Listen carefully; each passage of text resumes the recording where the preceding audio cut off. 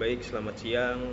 Terima kasih atas waktu dan kesempatannya. Pada kesempatan kali ini, saya Muhammad Nopel Narulia dengan NIM 1943086 ingin memaparkan tugas akhir skripsi saya dari program studi Teknik Informatika dengan judul Implementasi Manajemen Bandwidth menggunakan metode Simple Queue dan Dynamic Quality of Service atau QoS berbasis Mikrotik di PT Putiholic Group Indonesia. Ya, pertama saya akan mengucapkan terima kasih kepada Bapak Fitra Saja Aditya STMT selaku pembimbing utama saya dan Bapak Muhammad Fahmi Skom Mkom selaku anggota pembimbing pendamping saya. Berikut adalah hasil dari skripsi saya, bisa dilihat.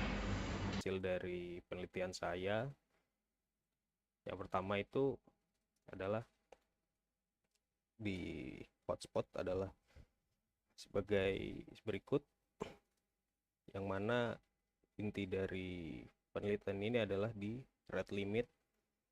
Rate limit inilah yang menjadi penentu nanti di dynamic quality of service-nya,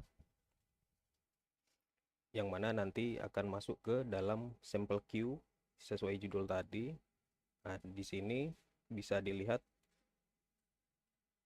saya sudah membuat parent queue dan masing-masing child queue-nya. Nah, di child queue-nya ini udah masuk user-user yang sudah saya bikin di dalam sini, atau karyawan, bisa dibilang karyawan di PT Putiholic Group Indonesia.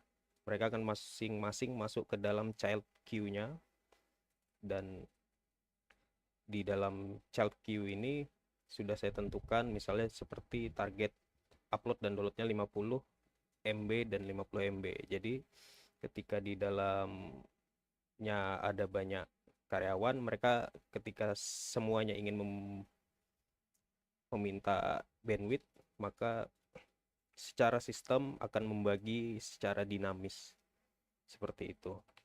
Nah, misalnya seperti ini. Nah, ini adalah contoh dari hasil screenshot ketika dua perangkat saya coba untuk di dalam satu child queue. Jadi dua perangkat dengan satu user yang sama, mereka akan dibagi oleh sistem. Nah, kenapa ini 30 kan itu yang bisa dikasih. Nah, kenapa ini 23? Mungkin di tidak 25 karena sisanya masih dipakai dengan karyawan yang lain. Lalu ini adalah untuk pengujiannya saya pakai Wireshark. Habis itu ada datanya diolah, dan ini adalah data sebelum dilakukannya QoS. Dan berikut adalah data setelah dilakukannya QoS. Terlihat throughputnya dari sebelum tadi di angka rata-rata di angka 1210 sampai 1416 Mbps. Dan ketika sudah dilakukan QoS, maka